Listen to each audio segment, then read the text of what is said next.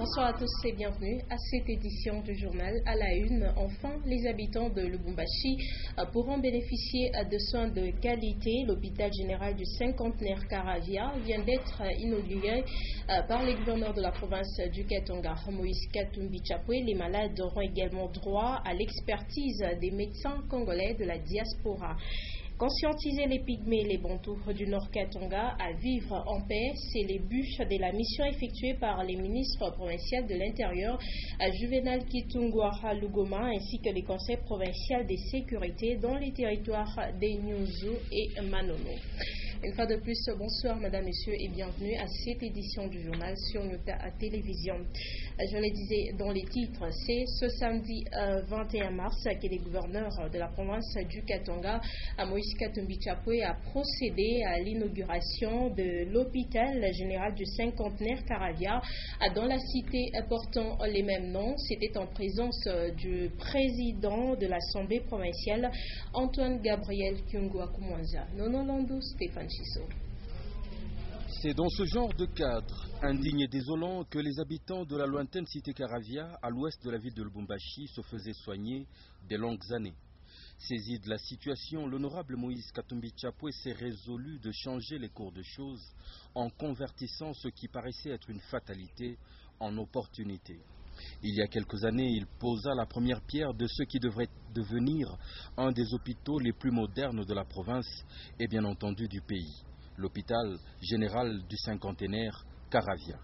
Les travaux ont évolué en dépit de nombreuses contraintes, essentiellement budgétaires, la rétrocession des 40% n'étant restée qu'une vaine formule. Malgré tout, et avec sa volonté d'acier, le gouverneur Moïse Katumbi Chapwe a poussé l'avancée des travaux en visitant régulièrement l'ouvrage en érection, brique après brique, sorti des terres plates de la cité Caravia.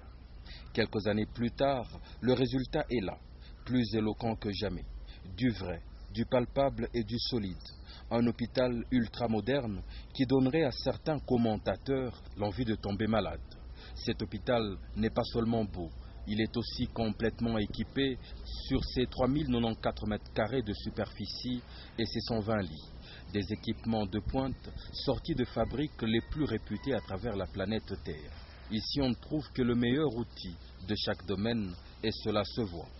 Ainsi s'explique la singulière euphorie qui s'est installée au sein de la population ce samedi 21 mars 2015, jour de l'inauguration de ce joyau médical et chirurgical. Une œuvre saisissante. Accompagné de l'honorable président de l'Assemblée provinciale, Antoine Gabriel Kyungwa Kumwanza, le gouverneur Moïse Katumbi Chapwe a pris activement part à la grande célébration. Après les interventions successives du représentant de l'entrepreneur local qui a conduit les travaux, Safricas, du ministre provincial de la Santé, le docteur Ilunga Njoloko, du groupe théâtral Zembela, le gouverneur s'adresse à ses administrés. Pale tulikuwaka kupoze ribo ya kwanza huku mulisemaka saile wanaweka tu na guvernema yabo eske tulilanda tukulande atukulande na tutongeza moto matransform Caravia de l'estage inapita sana tuko na sikilizana ifashi yote ifo bintu ya hivi vikuu yeko tuko na sikilizana kwa msabu zungu burudie wapi mwirudie wapi? Niru wasa msha usabu bukatange. Tone mbele wakatange wala mwishe mikono watoto wakatanga. Jambo enu. Dongu mie, luangu mie wakia paka na mwemo wakia wanani. Na tutawaambia kuparlema mshanjere majina munaleta ile. Shie tunazeka tukunenda mupansion sasa hivi kuna kwa decoupage. Tunasikilizana kimbia. Consul belge ansima nyende mu pension. Mwanakatala. Bangapi wanakatala nishende mu pension. Na baba na yana katala nyende mu pension. Une tribune à laquelle sera également convié le président de l'Assemblée provinciale.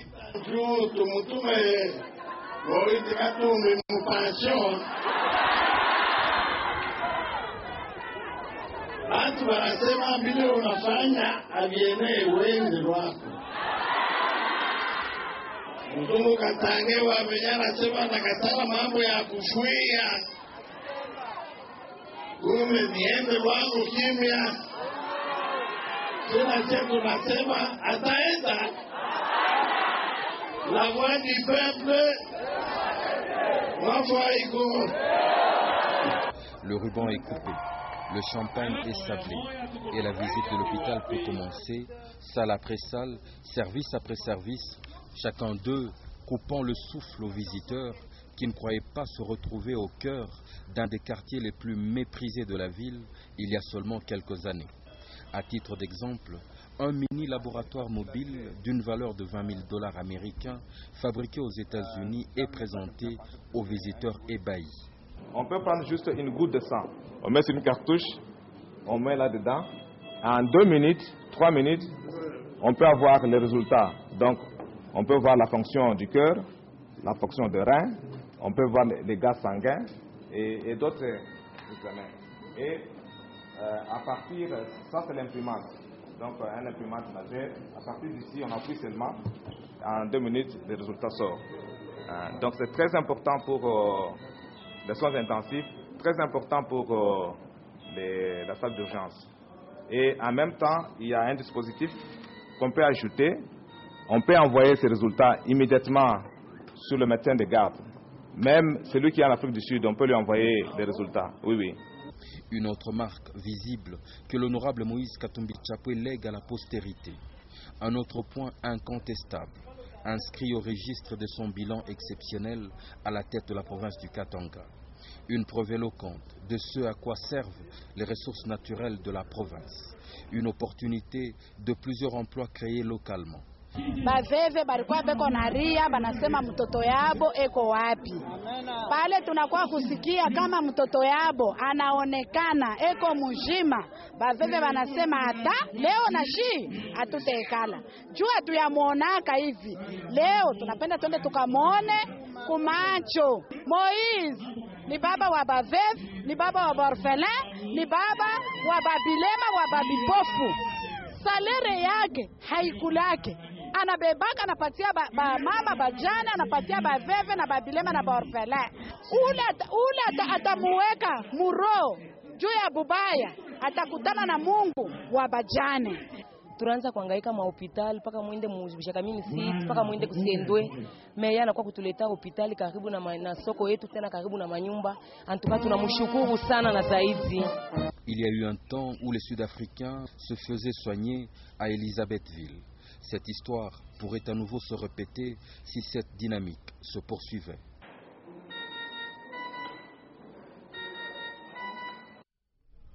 Et à la faveur du cadre moderne que leur offre les nouvelles hôpitaux Caravia, les médecins congolais de la diaspora ont décidé de revenir au pays pour prêter main forte aux autorités provinciales, parmi eux des spécialistes en traumatologie, cardiologie et en chirurgie abdominale. En voici quelques-uns parmi eux. L'autre aspect intéressant de l'ouverture des portes de l'hôpital du cinquantenaire Caravia dans la province du Katanga est sans doute la mobilisation de la crème médicale et chirurgicale de Congolais et des Katangais de l'étranger qui ont décidé de revenir servir la patrie. Évidemment que les infrastructures, le cadre et les équipements leur permettent d'exercer leur art dans les mêmes conditions qu'ils côtoient à l'extérieur. C'est le cas par exemple du docteur Monga Kapema, un cardiologue renommé à travers l'Union européenne et enregistré à l'ordre de médecins du Brabant Bruxelles. Comment trouvez-vous cet hôpital? En fait, il faut dire que pour une province située en Afrique, c'est vraiment un exploit. Parce que je retrouve les mêmes conditions de travail, de formation, les équipements que j'aurais souhaité avoir là-bas. Ce qui fait que ça stimule même, ça donne même envie de venir travailler. Parce que le grand problème était de trouver un endroit favorable qui puisse nous permettre de donner le maximum. Et avec ça, je pense qu'il faut vraiment féliciter ceux qui ont eu à cœur la construction et l'équipement de cet hôpital. Et avec ça, je pense que tous ceux qui ont jusqu'à présent eu des doutes par rapport à la possibilité de faire un travail excellent dans un pays comme le nôtre ne devraient plus avoir de doute. Parce que, effectivement, on met le médecin, le spécialiste, en condition de bien travailler.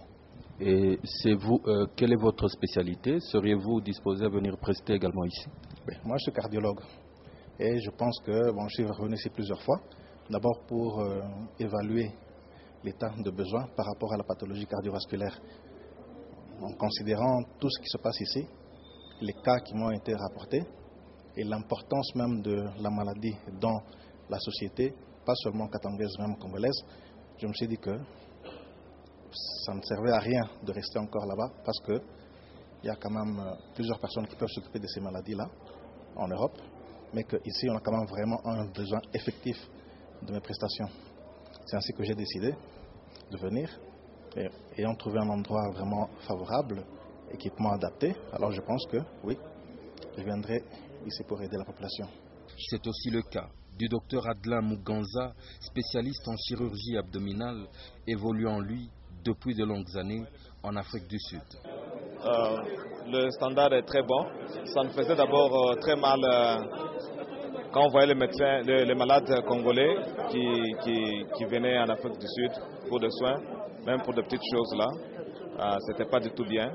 Mais avec les standards que nous avons ici, ça nous inspire confiance. Et nous pensons qu'avec une bonne collaboration avec nos confrères qui sont sur place, nous allons changer un peu la façon dont les malades sont soignés. Et ça, c'est déjà un début qui est très bien. Vous avez vu les soins intensifs, ça rassure.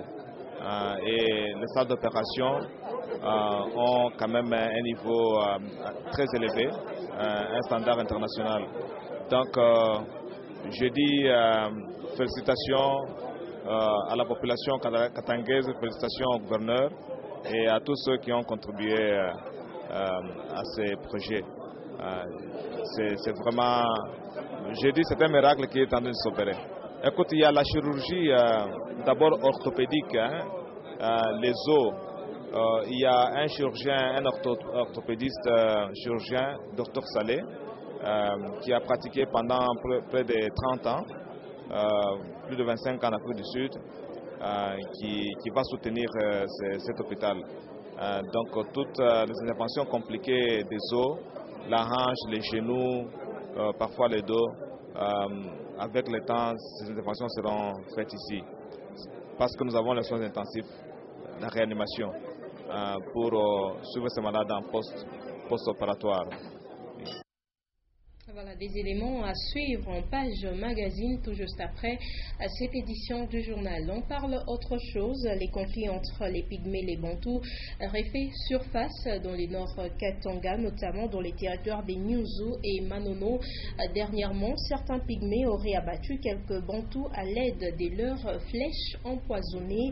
Le gouvernement provincial y a dépêché une délégation composée des membres du Conseil provincial des sécurités avec à la tête les ministres provinciaux de l'Intérieur, Juvenal Kitungwa Haluguma, et cela en vue de conscientiser les uns et les autres pour les retours d'une paix durable. Léon Magloire Mungamtouali. Le ministre provincial de l'Intérieur, Juvenal Kitungwa Haluguma, a débuté sa mission par les réunions de sécurité à Nyuzu et à Manono avec différents acteurs impliqués dans ce nouveau conflit Bantou-Pygmée. Juvenal Kitungwa est ensuite descendu dans un camp des Pygmées. Et c'est d'un ton ferme qu'il a rappelé ces peuples autochtones à l'ordre. Gouvernement provincial ayene kumiacha hivi muko na teso hapana. Ule muntu ule pigme anapenda kuteswa benjake. Bale banapenda kwenda kuiba bitu ya batu, mambuzi, mankuku, bitu ya mashamba ya batu.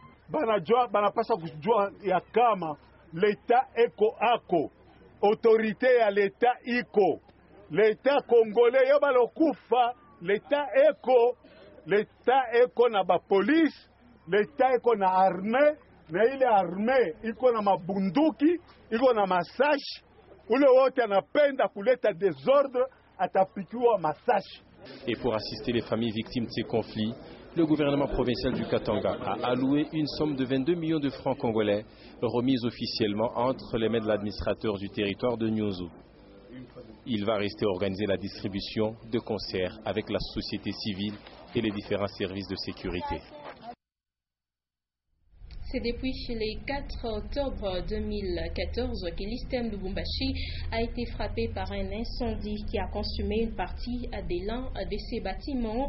Pour lui permettre de refaire sa toiture, les fonds de promotion de l'éducation nationale viennent de doter l'ISTEM des centoles. Elles permettront de couvrir la partie touchée. Guillaume Norbert Kazadi.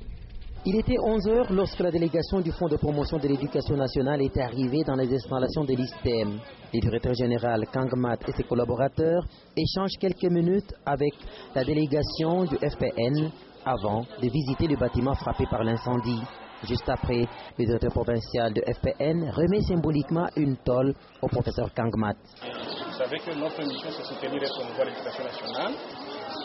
Nous sommes venus vraiment avec un grand retard par rapport aux instructions des autorités. Le fonds de promotion, par sa politique, elle a agi directement afin de vous permettre de mieux encadrer les études. Voilà pourquoi nous venons avec ce centre pour vous. L'ISTEM, par les billets de son directeur général, se dit satisfait par le geste posé par l'institution de Nicolas Kazadi. Nous vous remercions parce que vous avez eu le courage de nous aider rapidement. Il y a eu beaucoup de promesses d'aider l'ISTEM. Merci beaucoup. Nous allons utiliser cette heure à bon escient et on va s'employer comme d'habitude par nos fonds propres à réhabiliter cette salle. Et nous pensons avant la fin de l'année académique, nous serons prêts à présenter une salle convenable. Merci beaucoup pour votre action patriotique. Juste après, le directeur provincial du FPN est allé écrire quelques mots dans les livres d'or de l'Institut supérieur de technique médicale que dirige le professeur ordinaire Kangmat. Le fondateur et directeur international des Share Exploration est arrivé à Lubumbashi vendredi 20 mars 2015 et vient transmettre les expériences avec les Congolais dans les domaines miniers et pétroliers. Leur société œuvre en Australie depuis plus de 10 ans. Son arrivée a également coïncidé avec l'inauguration du bureau administratif des Share. Diane Kassongo-Nyokanz en parle. C'est le manager au Congo de Share Exploration qui a accueilli le fondateur et directeur international de cette société à l'aéroport international de Laluano. Essam Wadan, spécialiste en exploration minière et pétrolière, profite des potentialités qu'offre la République démocratique du Congo dans les domaines économiques et miniers pour non seulement partager ses expériences avec les Congolais, mais aussi soutenir le gouvernement. Share, c'est une société qui est basée en Australie à Perth. Nous avons développé ça fait 15 ans et je développe la société. J'ai commencé avec le pétrole, l'exploration du pétrole. Après les mots de bienvenue, remise des cadeaux et échange avec les agents, le fondateur a procédé à l'inauguration du siège officiel de Share Exploration à Lubumbashi. Bien avant, un message d'accueil a été lu par Jean-Félix Bamana, manager au Congo. Nous sommes heureux d'accueillir notre fondateur. Le parcours de cette entreprise a été long, mais ce qui était un rêve est devenu aujourd'hui une réalité.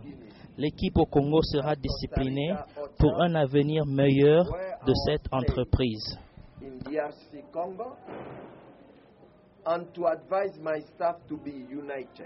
L'arrivée du responsable de l'entreprise a beaucoup plus rassuré les nouveaux agents qui ont eu à passer des moments agréables avec Essam.